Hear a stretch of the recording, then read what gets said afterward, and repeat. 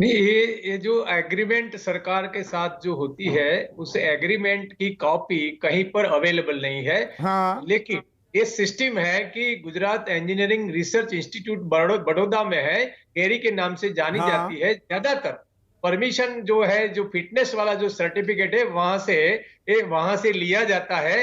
इस जो एग्रीमेंट में क्या प्रावधान है अभी तक किसी को मालूम नहीं है। कोर्ट ने वो मांगे हैं पेपर, बाहर तो तब आएगा वो डेढ़ तो पन्ने का खबर। समझौता, डेढ़ पन्ने में इतना इतना बड़ा 15-15 साल का समझौता। और इसमें पेच ये है कि ये जो समझौता है ये 2020 का है, 2022 वाला तो कभी वो मुकम्मल हो ही नहीं पाया। दरअसल 2022 में 15 साल के लिए दिया गया है। गलत तो नहीं कह रहा हूं मैं वासुदेव भाई?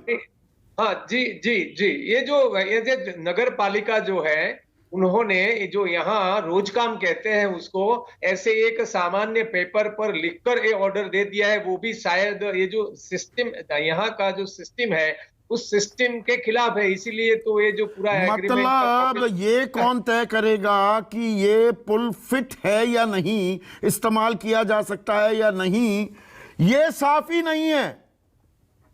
मतलब भगवान भरोसे चल रहा था, अरे खुला रहने दो, जिम्मेदारी किसी की है ही नहीं। ये बात आ रही है ना सामने वासुदेव भाई?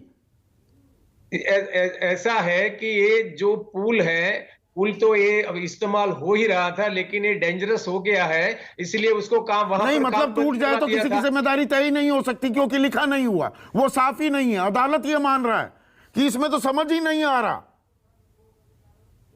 कि तय कौन इसलिए करेगा। समझ नहीं, ऐसा है कि यदि कानून के आधार पर, कुछ नियमों के आधार पर कोई एग्रीमेंट हुई है, तो इसके मालूम होता है ना, इसमें कोई न नियम है न कानून है।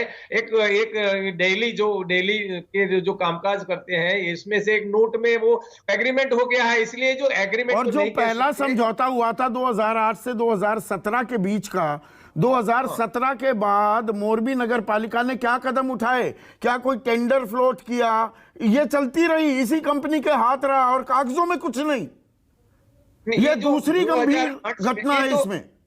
ये जो जो पुराना जो है 2008 वाला एग्रीमेंट था, वो तो रख रखाव था, यानी कुछ मेंटेन करे और चलाए। लेकिन ये पुल जब जर्जरित हो गया और इसको कुछ न कुछ रिपेयरिंग की आवश्यकता थी, उसके बाद का ये काम है। तो उसके बाद जो टेंडरिंग होने वाली थी उसको रिपेयर करने के लिए, वो टेंडरिंग नहीं हुई है, ऐसा दिखाई देता है।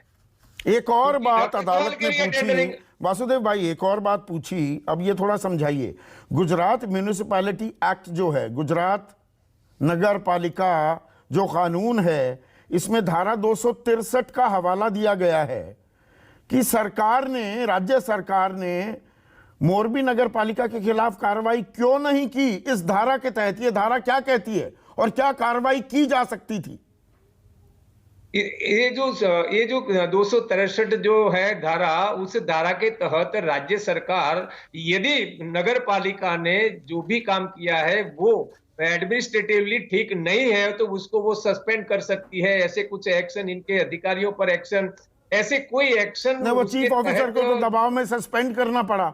मतलब चीफ ऑफिसर को सस्पेंड कर दो, उससे आगे कार्रवाई करने के लिए क्या बाध्य नहीं है राज्य सरकार? राज्य सरकार को ये करना चाहिए, क्योंकि हादसा जो हुआ है ये नगर पालिका की, यदि मान लीजिए नगर पालिका ही दोष है, लेकिन दोषी तो सरकार भी है ना। एग्जैक्टली। सरकार को जिस प्रक्रिया से चलना चाहिए, जो जिसको हम कहते हैं ना जवाबदेहिता, अकाउंटेबिलिटी जो है, जैसे नगर पालिका की है वैसे कलेक्टर की, डीएम की भी है और सरकार भी रहती है। शहरी विकास लेकिन प्राधिकरण की और शहरी विकास मंत्रालय की भी है, भार्गव पारिक।